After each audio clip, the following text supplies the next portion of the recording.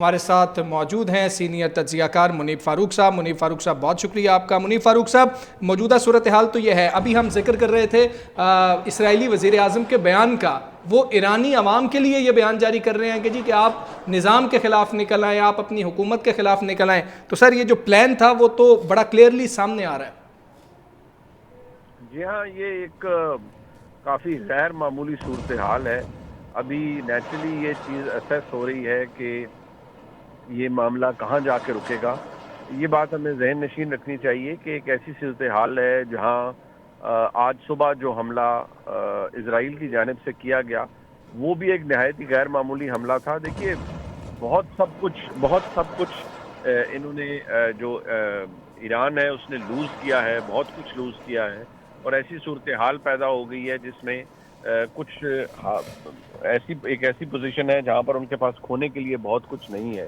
जी। लिहाजा जो इस वक्त रिस्पॉन्स है ईरान का बहसीत एक रियासत, वो बड़ा एग्रेसिव है और जस्टिफाइड है।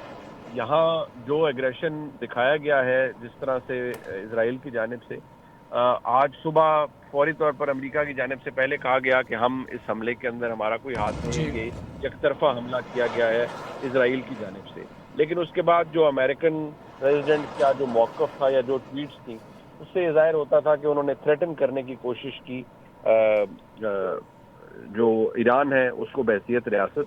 लेकिन ईरान ने जिस तरह से रिस्पॉन्ड किया है, यकीनी तौर पर वो एक बिफिटिंग आंसर तो है। लेकिन आपको इस बात को ज़हन नशीन करना चाहिए कि ये सिलसिला यहाँ ख़त्म नहीं होता। जी। हो सकता है इसके बाद ये एस्केलेशन इतनी ज़्यादा हो जाए जिसमें खुदा न खास्ता कोई ऐसी सूरत हाल बन जाए जिसमें कोई न्यूक्लियर कैपेबिलिटी को इस्तेमाल करने के जी। लिए कुछ किया जाए। एक बात तो बड़ी क्लियर है कि ईरान को न्यूक्लियर कैपेबिलिटी या न्यूक्लियर सोफिस्टिकेशन हासिल करने के खिलाफ पूरी दुनिया, खास तौर पर अमेरिका और इजराइल, वो कभी भी इसको एक्सेप्ट नहीं करेंगे और हमेशा ये चाहेंगे कि कभी भी ये कैपेबिलिटी ईरान के पास ना आए। लेकिन जिस तरह की सूरत हाल है, ईरान एक सॉवरन मुल्क है, पाकिस्तान बहसीत एक रियासत उसको इस मामले में सपोर्ट कर रहा है। अब देखना यह है कि इस बैलिस्टिक मिसाइल हमले, जो कि यकीनी तौर पर एक बहुत बड़ा रिटेलिएशन है ईरान की तरफ से, उसका जवाब इजराइल की तरफ से क्या आता है। बिल्कुल क्या ठीक। इंटरनेशनल पास पेनिट्रेट करेंगी, नहीं जी। करेंगी? क्या इस मामले को कंट्रोल भी किया जा सकता है या नहीं? ये भी अपने अंदर एक बहुत बड़ा बिल्कुल सवाल मुनीब साहब, आप दुरुस्त फरमा रहे हैं। जितना नुकसान ईरान का हो चुका है उसके बाद ईरान के पास खोने को कुछ नहीं है। लेकिन अभी सऊदी वली अहद मोहम्मद बिन सलमान से अमेरिकी सदर ट्रंप की जो है वो बातचीत हुई है और उन्होंने मशरिक़ वस्ता में कशीदगी में कमी होने पर इत्तेफाक किया है। अब अगर हम देखें तो हमें पता है कि इसराइल किसकी बात सुनेगा, वो अमेरिका है। लेकिन सर, ईरान किसकी बात सुनने के लिए ऐसे मौके पर तैयार होगा? और ईरान के पास ऐसा कौन सा सालिस होगा जिस पे वो कहे कि हाँ जी, मैं इस पर भरोसा करता हूं और आप हमारी सालसी करवा लें? अमेरिका तो शायद अब नहीं होगा। देखिए, एक चीज जो हमें जहन में रखनी चाहिए कि ईरान बहसीत रियासत उसके किस मुल्क से ज्यादा अच्छे ताल्लुकात हैं मुस्लिम उम्मा के अंदर। देखिए, सऊदी अरेबिया के साथ उनका एक डिफिकल्ट रिलेशनशिप रहा जी। है। जो सऊदी क़यादत है वो भी कोई इतनी अच्छी निगाह से ईरानी क़यादत को नहीं देखती रही। अभी जी। देखना ये है कि क्या रूस जैसी ताकतें, तुर्की जैसी ताकतें क्या ईरान को इस पूरे मामले में मुकम्मल सपोर्ट करेंगी। पाकिस्तान तो बहसीत एक रियासत कर रहा है क्योंकि पाकिस्तान के लिए भी एक कंसर्न है। लेकिन क्या जो बड़ी ताकतें हैं वो ईरान के पलड़े में अपना वजन रखेंगी? अगर रशियन प्रेसिडेंट पुतिन ईरान को सपोर्ट करते हैं या ईरान के मौक़िफ़ की तायीद करते हैं, तो यकीनी तौर पर ईरान को एक हिमायत हासिल होगी इंटरनेशनल अरीना के अंदर। अच्छा लेकिन देखिए, सर। इसको आप एक आइसोलेशन में नहीं देख सकते। मैंने सुबह भी अर्ज किया था कि आपको, जैसे अभी कुछ देर पहले आप अपनी ट्रांसमिशन में इसका जिक्र भी कर रहे थे कि जो इजराइल का हमला है वो जी। सिर्फ कोई दिफा के लिए नहीं है। वो जो नेतन्याहू की गिरती हुई पॉपुलैरिटी की वजह से भी है। जो गजा के अंदर जुल्म ढाया गया, जिसके खिलाफ अब खुद इजराइल के अंदर लोग ये कहते हैं कि ये उसके अंदर एक डिबेट शुरू हो गई है कि ये शायद अब नेतन्याहू ने अपनी सर्वाइवल के लिए सब कुछ किया है। और दुनिया में अगर आप देखें तो जो वॉर हिस्टीरिया है, it comes as a rescue for unpopular leaders. ये दुनिया के अंदर एक है कि आप नेशनलिज्म को प्रमोट करें और जंग शुरू करवा दें।